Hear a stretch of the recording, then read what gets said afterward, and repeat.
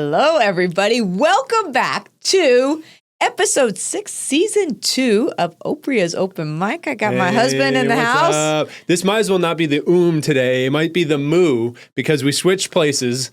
For those of you not watching the podcast, get off of Apple. I was like, his lighting's better on the other side. I'm on the other side. She kicked me out of the good lighting chair. I did. I was like, why is his lighting so good on him? I was like, forget it. I get that chair now. So that's how we switched. Well, I had a good season of good lighting, and now I look like crap. That's Welcome to the wrinkle family, buddy. Sean's actually aging, which is amazing to see. Hello, wrinkles. I was like, you getting Botox now too? He said no. I was I call BS. You're going to do it. You'll cave. I think it's not out of the picture. We can talk about it. I think you should. No, I don't think you should get Botox. I think you should always keep an open mind. Is what I think. Yeah. I wouldn't. Yeah, I want to age gracefully though. It is a goal of mine. I don't want to go kicking and screaming until But I do like that people aren't asking me if you're my kid anymore. Like, it's been a little while. It has been a little bit. How long has it been since someone's asked me if you were my son?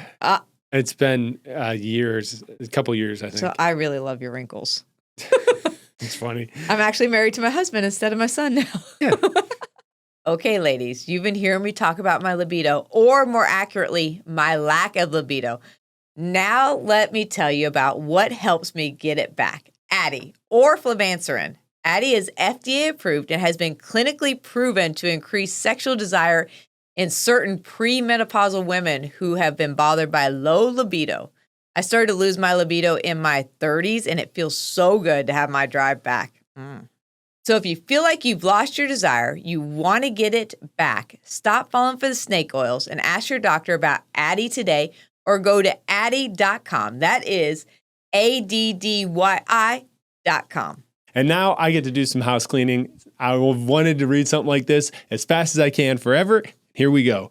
Addyi is for premenopausal women with acquired generalized hypoactive sexual desire disorder, HSDD, who have not had problems with low sexual desire in the past and who have low sexual desire no matter the type of sexual activity, the situation, or the sexual partner. The low sexual desire is troubling to them and is not due to a medical or mental health problem, problems in the relationship, or medicine or other drug use. Addyi is not for use in men or to enhance sexual performance. Your risk of severe low blood pressure and fainting is increased if you drink 1 to 2 standard alcoholic drinks close in time to your Addyi dose. Wait at least 2 hours after drinking before taking Addyi at bedtime. Your risk of severe low blood pressure and fainting is also increased if you take certain prescription, over-the-counter, or herbal medications, or have liver problems. Low blood pressure and fainting can happen when you take Addyi, even if you don't drink alcohol or take other medications. Do not take it if you are allergic to any of the ingredients in Addyi. Allergic reactions may include hives, itching, or trouble breathing. Sleepiness, sometimes serious, can occur. Common side effects include dizziness, nausea, tiredness, difficulty falling asleep or staying asleep, and dry mouth. See full PI and medication guide, including boxed warning, at Addyi.com/PI or call 844-PINK-PILL. Ask your doctor about Addyi today or go to Addyi.com. That is ADDYI.com, baby. All right, but we are here to dive into dogs. We've done an episode on dogs before last season that you guys can go watch. If you haven't watched, I don't remember what episode number it was, but you can go catch up on that one if you want. But still, a lot of people ask questions about dogs. We thought we would dive more into it. So those who don't know, we have 4 big dogs. We have Kobe, who is a German Shepherd. He's about 3 years old. 3? He's 3? Yeah. And that last episode was mainly about him because we had a huge cancer scare, and he's doing so much better. And we'll do a short recap on him. And we also have a Greater Swiss Mountain Dog, Beckett, who's a 110, 120-pound dog. He's one we've had the longest. He just turned 4. And his update is today. Some of you may have seen on social media. It's not a good situation with him. Not a good situation. And so we're going to talk a little bit about him and some of the problems we've had with Beckett and Shaq. Shaq's always in the studio with us. He is our Belgian Malinois. And amazing. He is a good dog. He and Beckett do not like each other. No, Beckett more so hates him, which is causing Shaq to say, watch out, buddy. And all 3 of those dogs are boys. And then our 4th dog is a mix, a kind of a mutt. She was a rescue. Riley. She is a German Shepherd, Husky, and Pomeranian mix, which is crazy. 50% Shepherd, so 35% Husky. You can see the Husky, you can see the Shepherd for sure. And then her size is little Pomeranian. And she's a But feisty. she talks like a husky. She's so husky. loud when she plays. Yeah. But she is a fireball. That's the one I wouldn't mess with. I don't know. Shaq is the one I wouldn't mess with either. But Riley, a little fireball. We had one guy, a homeless guy, come up to us when we were out walking, and Riley wasn't having it. This is before we had Shaq with us. You remember that? Oh, I do. And Riley's like, Riley was the first one to start throwing smoke. Yeah. She is. She might You be don't want none of this. You don't want none of this. But she howls, like it is funny. Anybody with a husky would know. And she's They got talk. just enough of a husky when she wants attention. She just comes up really next to you. She puts her ears down. She puts her eyes really wild. And she just goes, and talks and talks and talks. It's really funny. First thing in the morning. well, it's not funny first thing in the morning. I want to when we're making our coffee, she's like, "Hey, attention, please." But here, let's recap Kobe. So Kobe, we did go through a terrible cancer scare. It was actually I was devastated. I don't know if you remember this, but when we really thought it was cancer, you were devastated. She was crying heavily. This was We're in Florida. Your baby, we're on vacation. your baby, and she goes, and I will never ever let you down for this. I don't know what I would do without him. I have nothing without him. I'm sitting there. I mean, I have a husband, but it's still my dog, though. trying Come to on, console ladies, her. you guys agree. You can't put that kind of mojo out in the world. Oh man, you my have dogs. me. But I have my dogs too. It's balanced. I have my dogs too.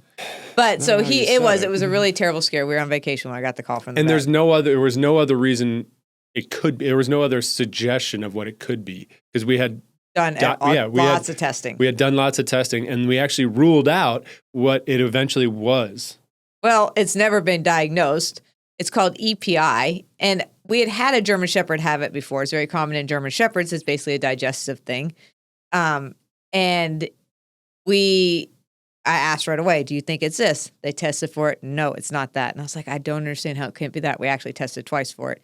It came back negative both times. And so we kind of thought, there's got to be So cancer. I ruled it out as well as everything. He was losing weight fast. Yeah, I mean, we had and to. we were piling food into him. Yeah. He was eating at least double as a 65-pound dog. He was eating double what a 115-pound dog was eating. But not only that, there was no amount of food that even satisfied him. And the poop was unbelievable. I mean, I'm sure dog owners, a lot of you guys understand, we talk a lot about poop in our house because their dog poop tells a lot about what's going on with their body. And his poop was just terrible. I said there was nothing was gaining weight. He just kept losing and eating a massive amount. So I said, look, I asked the vet, I said, if we give him the meds for this, what I think this is, EPI, and it's not it, are the meds going to hurt him? And they said, no. And I said, well, I'm going to try it. Like, I'm lost right now because at this point, we had ruled out cancer now too. Yeah. And I was like, we had done all the everything for the cancer. And it came back negative, even though they thought it was. And so the EPI so they gave us a digestive enzyme that you put on his food. It's a powder and it sits on his food for 10 minutes. Or whatever number we Sometimes we're lazy. It's like, right, Alexa, start an 8-minute timer. 8, 5, 6, 10. But it's supposed to sit there for 10 minutes. You mix it with a little bit of, we do bone broth as a liquid, and it helps break down his food before it goes into his body. His poop's beautiful. He's gained weight. We're up to almost 80 pounds. Yeah. Almost high 70, 78, 79 pounds. Oh, it's been an incredible turnaround. Yeah. And so he's back to eating. We've reduced his food way back to a normal amount. And he's not like famished. Like the other times it was just, you could not give him enough food. He was just starving. His just body Turns out he was starving. Yeah. His body was None of it was being used. Actually starving. Yeah. But I'll tell you what, the dogs love his poop. Yeah. There's something about how his body digests it when it sends it out. It's like terrible. It's like dessert. Yeah, like Shaq, it's like soft serve ice cream coming out of his butt. It's so bad. That's so gross.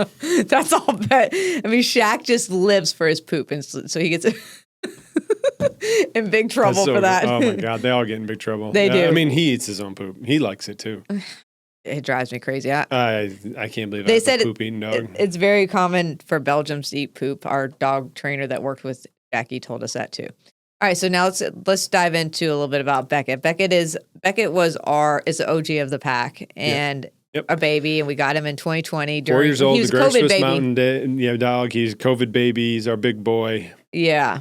And as heartbreaking as it's been to watch, like we thought when he was 1.5-ish that he forgot how to run. Yeah, he literally forgot how to run. Like he would trip himself, and we thought he was just a big dumb animal. And just dopey. He's not the smartest kid on the block, but we just thought maybe he's just dopey and we kind of laughed about it. But then I was like, this is kind of weird, And then he got better. Yeah, then he got better. Yeah. We actually leaned him down some, and when we leaned him down, he got better. And so I was like, maybe it was just like he was just a little too thick.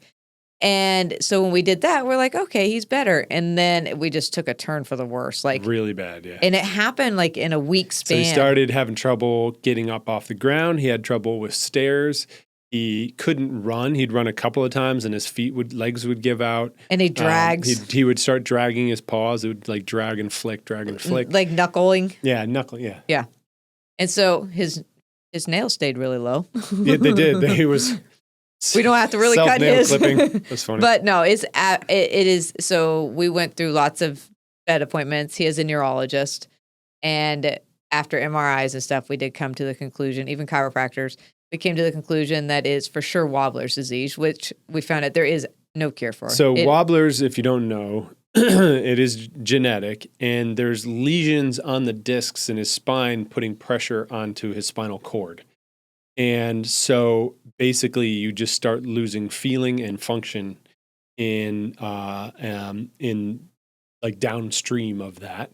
And and so that's where he didn't have the same control of his legs, or he couldn't feel where his legs were, lack of motor control. And he was had pain associated with this too. And in some of the worst days, as we're trying to figure this out and he's getting worse, he can't even lift his head. He can't walk. Yeah, he's humping. Humped over. He's humped over, and his neck is down, and we're just sitting here helpless. He goes to get up, and his front paws would slide right out. But so Wobbler's disease, a lot of people don't realize so he has these lesions on there, and you can't have surgery for Wobbler's disease. But the thing is, he's young and already has so many lesions, many spots. So if he were to have them cut off, because they've obviously grown pretty quickly because he is a young dog to have it, they would just come right back. Yeah. And maybe not in that spot, but they come right back in another spot. Right. So he has 3 lesions, 3 spots. So it's 3 different discs. Yeah. And we were told that we could get the surgery on those discs, and it wouldn't even stop it from growing back on that same disc. Oh, it could grow back on that disc. And it could also grow back on other discs. So I mean, it's just it was heartbreaking, because like you listen to all this and you're putting it together, and I know what it means, but I still want some definitive answers. And I'm like, so is this something you can manage for the rest of his life, or is this going to kill him? And they're like, it's going to kill him. He's going to die of this. And they gave him a few months before it got, like too bad, or 3 years. And so that was fall last year, and we're managing it. We're going to go over that. Yeah, now. So it's been a big trial and error. So the steroids at first that they gave us was awful. He would walk around peeing, not knowing what he was peeing. Yeah. So we had a pretty heavy dose of steroids. Actually, that steroid was an original thing we thought helped almost cure him. I mean, because it fixed it. It fixed it. Like he was like a puppy. He was like a puppy, and he was ready to rock. He had all the steroids in him, and he was running around. And like, he learned to run again, and so we weaned him off that huge dose of steroids because he just was accident. I mean, he had no control. No control. The door would be open. He could go outside, and he would just literally walk and pee a figure 8 inside the whole house. There's so much pee. So much pee. And steroids make you thirsty. And he drinks a ton because he's on steroids as well as other meds. So we changed steroids. Now we're on a low dose steroid, but he's going to be on it for the rest of his life. And we give him half a pill of this particular steroid every other day and Saturday. So it goes Monday, Wednesday, Friday, Saturday, and then back again to Monday. And we even took him off of the weekend. And by Sunday, he couldn't get again. up. Yeah, his legs were giving out. So we are at the bare minimum, and it's only going to go up from here. Because the steroid reduces the inflammation. That's all it does. It doesn't cure anything. It reduces the inflammation so that it's not pressing on the spinal cord, but it's still there. And we've run into some complications from the steroids. So steroids now has him all hyped up. With the hyped up, he is for some reason he wants to attack Shaq, which is a Belgian Malinois. and let's just say Beckett's not at his best health, will never beat a Belgian Malinois. No. And Shaq tries to avoid him, but Beckett just Shaq will go around the table and Beckett just chases him. And then he bites him in the booty, and guess what happens? Game on, Shaq buddy. retaliates, yeah. He tries less now. He's becoming less patient. So then we have dog fights, and the dog fights are always them too. And if you guys know anything about Belgians, they latch on, and they have a latch like you wouldn't believe. So now you have to separate them. Sean and I have both been bit a couple. How many times? I've gotten bit twice. I got a scar. Yeah. I had one bad one. Yeah. And so, we've been bit twice trying to separate them, and it's all Beckett. And so if we can get Beckett to calm down, then the fights will go away because Shaq does not pick the fight. And so part of it is he finishes it. He's uncomfortable. He's in pain. He doesn't like Shaq for whatever reason because he doesn't have any problem with Kobe and Riley. And so the steroids actually suppress his immune system. So after he gets in these fights or some kind of altercation with the other dogs, his wounds don't heal very well. He's had to have staples, had to have stitches because he loses every fight. And so we're going to put a picture of what he looks like currently. And it's not great. No, it's terrible. It's actually, it makes me want to cry. It's terrible. He's licking himself randomly, and it creates like almost instantly a bloody bear patch. I disagree. You say he was licking himself randomly. The spots that started this were not in a spot that he was ever licking. It's on the middle of his back. He didn't lick those spots. Well, yeah, he started the one by his rump. Yes, but that's the last one. While we're talking about it, here's the picture. And then so he started on the middle of his back, and we have no idea. Like literally, this was 3 weeks ago, right before we went to Chicago. Yeah. And there was a spot, and we put a Band-Aid over it to keep Riley from licking it because Riley has a licking fetish. Yeah, she has some cannibalism. And so she was making it worse. And I was like, why is she licking this spot? And then all of a sudden, his whole body, like his whole back, started was covered. scabbing up, and they'd be raw, and the hair would be gone. And so we actually bought a T-shirt, and it covered the area so it could heal, and it was helping.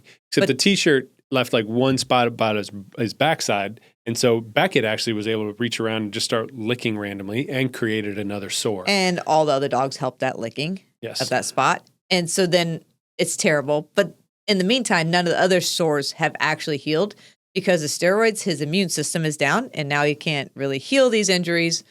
So we're trying new stuff now for that. But that's brand new. We just got that a couple days ago. Yeah, so now he's on 2 different pain meds twice a day. And the reason the pain meds, because he would sit and whine all day long. He couldn't relax. He couldn't calm down. And he just paced and paced. And so you can tell he's uncomfortable, but it's dry.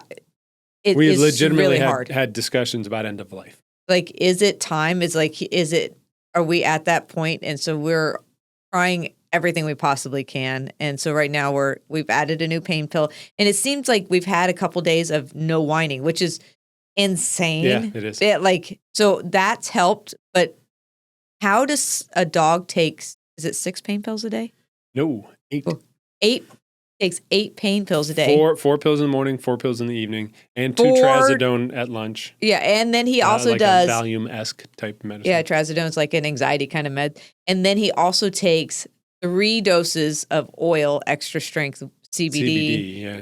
And he still doesn't sleep. Yeah, he just paces. So I think a lot of it was pain. Like he was. Yeah, with the new pain pill we just got, I feel like he is laying down. Yeah. He's not necessarily sleeping a ton, but he's laying down. So I think when we decide when is the right time, I think obviously it's when quality of life is gone. But he still has. This is with our discussion. Like happiness, right? Yeah. When is he just? I think he hasn't been happy. But then you see food come out, and he lights up like. It's like Christmas morning. He runs and he lights up and he's so happy and so excited. But then any other time of the day, but you say treat or you open the jar, he comes sprinting.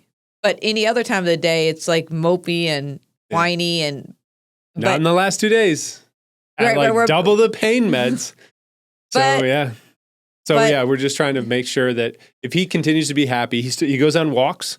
He can't go as far as the other dogs, but farther than he used to now that he has kind of our rhythm of pills.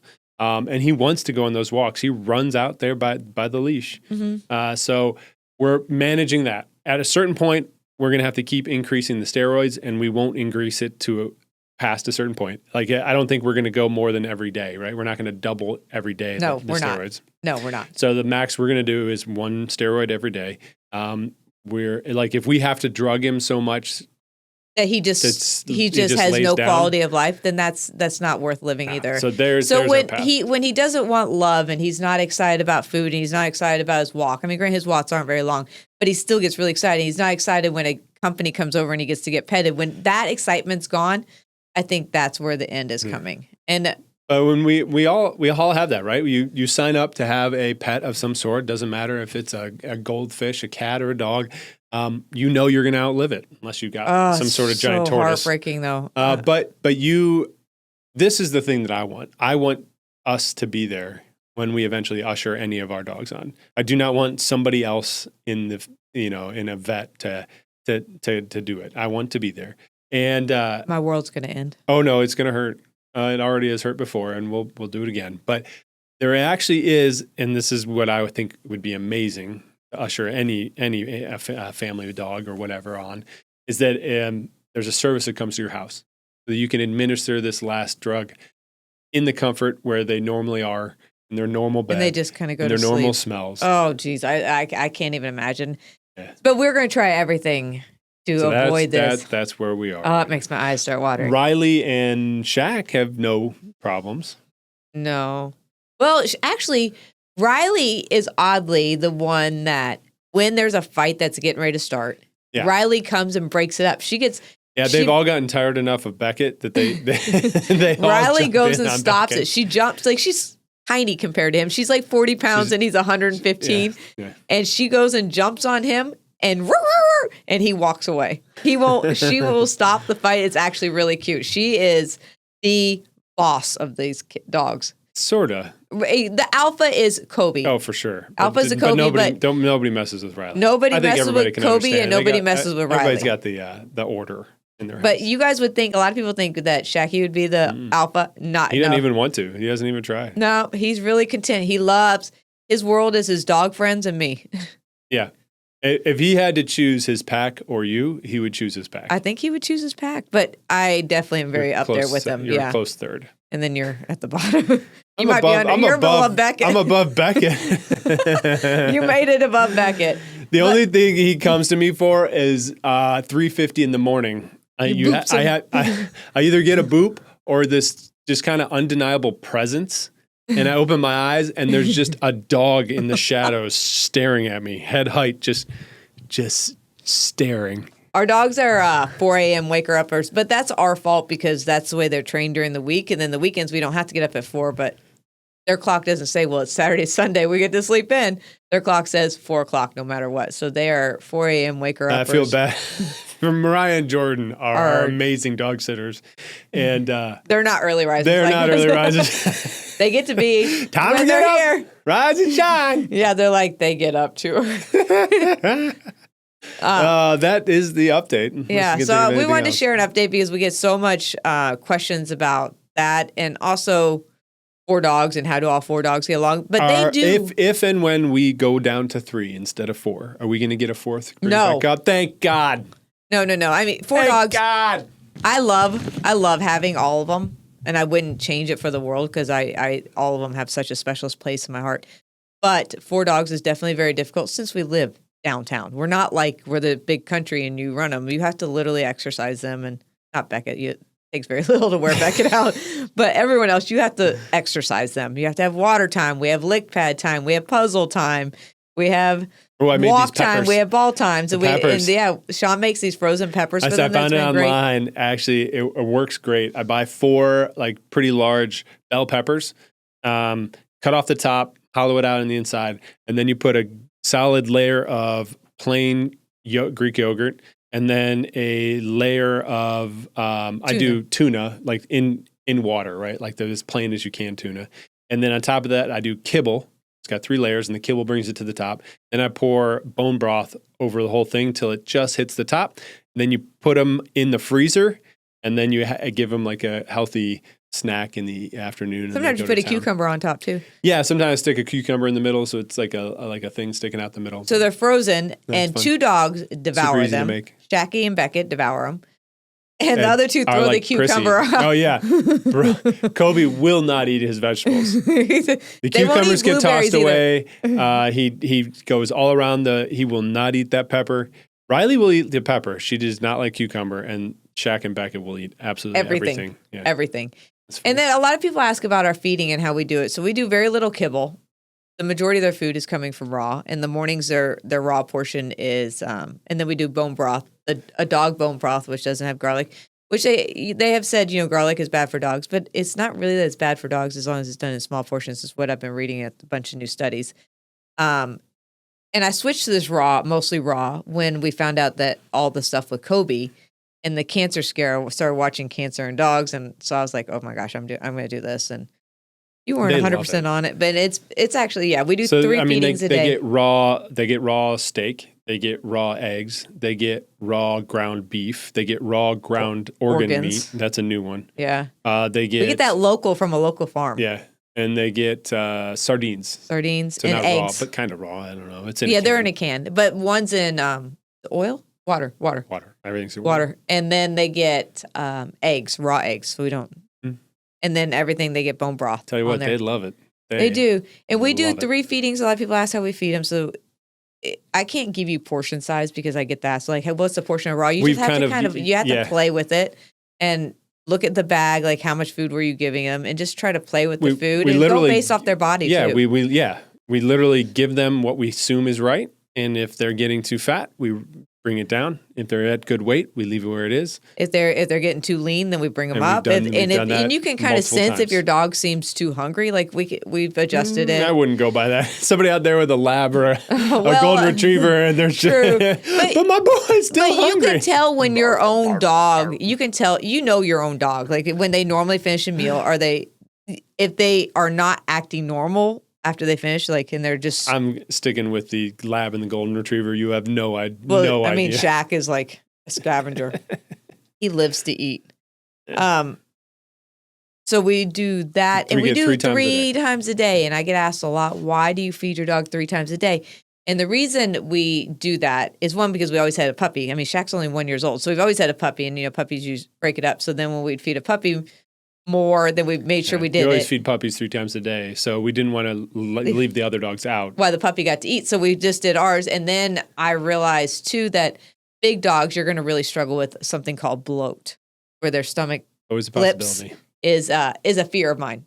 Probably not irrational, but it is something I watch and see so much, and the likelihood is low, but it is absolutely there. I mean, I had a friend have a German Shepherd do it. The more food in the stomach and the more play after that food is in the stomach, the higher the chance of death from bloat. And it happens, and it can kill them quick. You have very little 2 time. Hours, maybe. Yeah, you have very little time to get them in surgery. So it's a fear of mine. And also... So you keep the food low in the stomach. So we keep it with less food more often. But they say, just don't let the dog play afterwards. How do you keep 4 dogs there's no chance. Together and say, now you guys just go sit in your corner. It's nap time. I mean, I say that. I do. It doesn't, very calmly. Because there's something after every meal, they have this huge burst, and then they sleep. Shacky runs and wrestles with Riley, and then they go to sleep. Pretty much every time it's... or he takes his toy and whacks her in the head. Whatever you want to call it. Play with me. But that is our update of dogs in our house. Is we've just been getting a million questions, so I wanted to lay it out long form instead of trying to answer it all in individual DMs. And if you guys have anything to contribute to we've our gotten struggles, some people have emailed and DM'd great information about dogs. We didn't go over. He's on supplements too. He has joint supplements. He's on collagen, which is the bone broth. He's also taking that joint. What are those joint pills that he's taking? Those like that spinal. Yeah, he's on a spine joint something. He takes 4 of those a day.